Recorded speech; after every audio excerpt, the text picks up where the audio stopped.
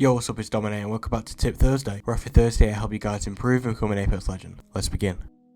Today I've got you guys a Legend tier list. You guys really seem to enjoy the Apex Legends weapons tier list, so I thought I'd carry on the tier list series with a Legend edition. Make sure to leave a comment down below like this person did to have a chance of being in my next video. Watch all the way to the end to find out who the best Legends in the game are. So we begin all the way down at D tier. We have two Legends, Mirage and Fuse taking the spot.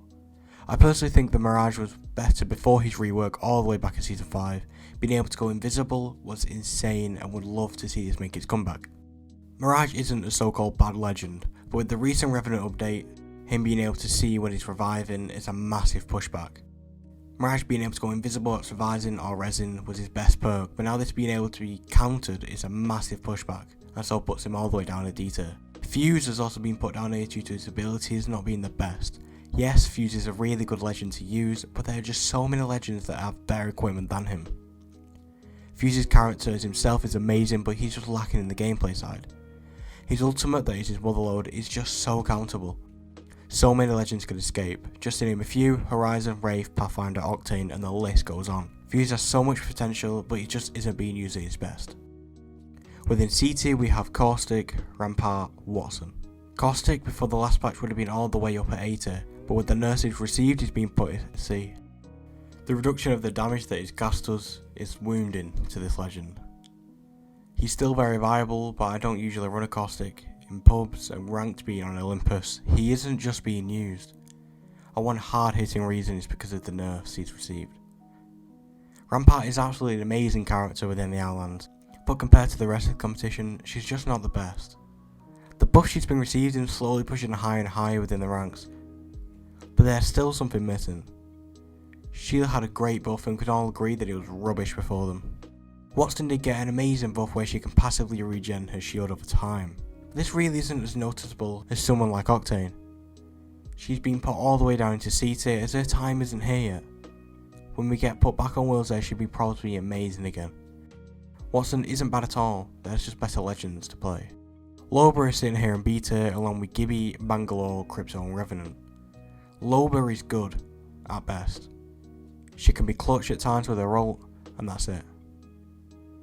I love having a good Loba on my team. A good Loba can be an absolute key to win, in my opinion. Her bracelet only works 50% of the time. She's good, but I just need more to put her higher. Gibby is sick, we all love Gibby. I would love to put her back at S tier. With the removal of fast heal and his dome was put him down to A, but now he's got bleed through all the way down to B. Gibby is absolutely amazing Legend to play in Apex, but he's just been hit so hard with so many nerfs at the moment that I just can't play him any higher. Bangalore is here because she's Bangalore. I love Bangalore, she's my current main and just bang average. She's the most balanced Legend there has ever been, never been overpowered, never been underpowered. She's just good. Crypto is here as he's a really good character. The way he can see how many people are near, being able to grab banners and respawn all just with his drone is amazing. His drone isn't amazing, but he's just okay. I wish there was more to him than just his drone. He's very vulnerable when he's in it, but yeah, Crypto's really good. Finally, Revenant is here due to the buffs he got last patch. Being able to now counter Mirage and Octane is vital for him. He has so much hype when he was leaked and announced, but he came with a massive amount of disappointment. I'm so glad he's getting the attention now he deserves of these buffs, but Rev Octane combo is hella annoying. Now we're getting up to the very good Legends of Apex. In A tier we have Octane, Wraith, Pathfinder and Lifeline. I used to be an Octane main myself. I used to be number 1 in the UK for wins. That was only because little to no one played him. Right now he's better than ever. His play count is through the roof, and he's even being played in ranked. His passive is so strong, being able to heal with no meds needed, and him being able to now double jump on his pad, which now sends you even further than ever. He's super strong. He's a mix of solo and team player now due to his jump pad buffs. Wraith is sitting in A tier too, as I think she's in an amazing position. She used to be at S tier for every single season, but after some nerfs she's been put in a really good position where she's not OP but she's not underpowered. She's a class Legend to play. Her portal is still amazing and really good within games. Her passive cast when changes as it doesn't work 100% of the time, but apart from that, she's in a class position. Pathfinder's here as the removal of low profile has boosted him. It no longer feels that you're playing the size of a fridge as you take a little less damage. His ziplines are amazing, always have been, and hopefully always will be.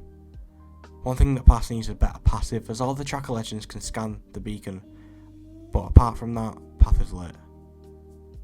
He's not as good as he used to be, that's why he's in A and not in S, but very viable legend to use. Finally, Lifeline is here. Now Lifeline's passive is amazing. Her drone being able to res down teammates is impeccable. It's a little over the top in my opinion. She should have a cooldown to the drone resing, as in fights it gets really jarring. Her being able to res over and over and over again. Her tactical and ult are both amazing and great for the team. A really good Lifeline is one of the best things you could have in the game. Now we're all the way up at S tier. Here we have the legends that are Bloodhound and Horizon. Bloodhound is amazing at the moment. His scams are amazing even though it doesn't work 100% of the time. The way he can sell where people have been, he gets a speed and an FOV boost. In his ult is amazing. Bloodhound excels in ranks at the moment, and there's no wonder why with the kit he has. Horizon is here as her kit is out of this world. Her tactical can get you up to amazing heights that never previously been accessible. Her tactical and her passive is what puts her here, as she takes no fall fatigue at all. So good for initiating and retreating. From fires. I truly believe that her ult needs some work, as the concept is amazing, but I don't think the execution was all there. It's very good nonetheless though. So, just to recap, in D tier we have Mirage and Fuse.